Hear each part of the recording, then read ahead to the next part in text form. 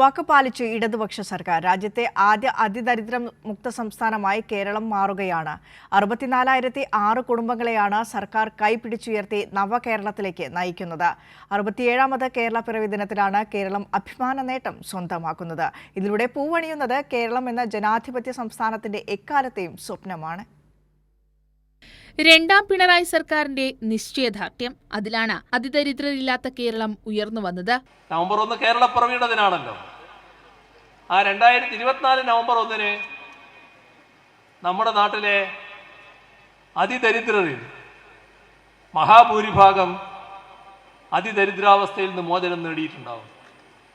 അവിടെ തീരുന്നില്ല. 2025 നവംബർ 1 അതിദരിദ്രരില്ലാത്ത ഒരു സംസ്ഥാനമായി ഈ കേരളത്തെ മാറ്റുകയാണ്. ഭക്ഷണം, ആരോഗ്യം, വരുമാനം, വാസസ്ഥലം എന്നീ 4 പ്രധാന ഘടകങ്ങളെ അടിസ്ഥാനമാക്കിയാണ് അതിദാരിദ്ര്യ നിർമ്മാർജ്ജന പ്രക്രിയ സർക്കാർ പൂർത്തീകരിച്ചത്. തദ്ദേശ സ്വയംഭരണ സ്ഥാപന തലങ്ങളിലും വാർഡ് ഡിവിഷൻ തലങ്ങളിലും സമഗ്രമായ പങ്കാളിത്ത പ്രക്രിയയിലൂടെയാണ് അതിദരിദ്ര കുടുംബങ്ങളുടെ പ്രാഥമിക പട്ടിക തയ്യാറാക്കിയത്. പദ്ധതികളിൽ ഒഴിവായിപ്പോയവർ, അലഞ്ഞു തിരിഞ്ഞു നടക്കുന്നവർ ഉൾപ്പെടെ 1,18,309 കുടുംബങ്ങളുടെ പ്രാഥമിക പട്ടികയാണ് തയ്യാറാക്കിയത്.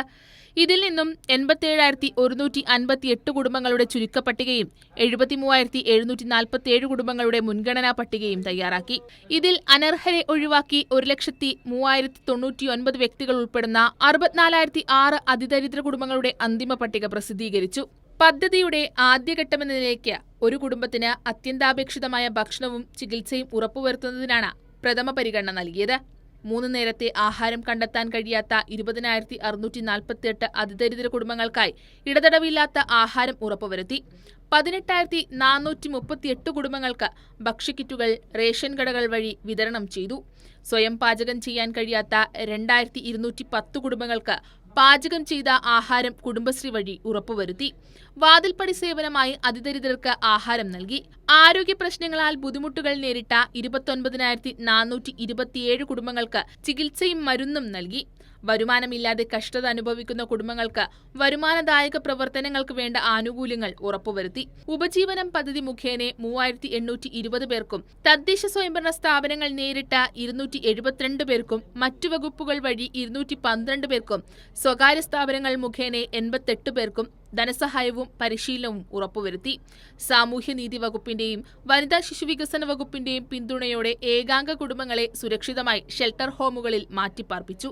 ലൈഫ് പദ്ധതിയിൽ ഉൾപ്പെടാത്ത വീട് മാത്രം ആവശ്യമുള്ള കുടുംബങ്ങളെയും വസ്തുവും വീടും ആവശ്യമുള്ള കുടുംബങ്ങളെയും പ്രത്യേകം ലിസ്റ്റ് ചെയ്ത് ആനുകൂല്യം ലഭ്യമാക്കി.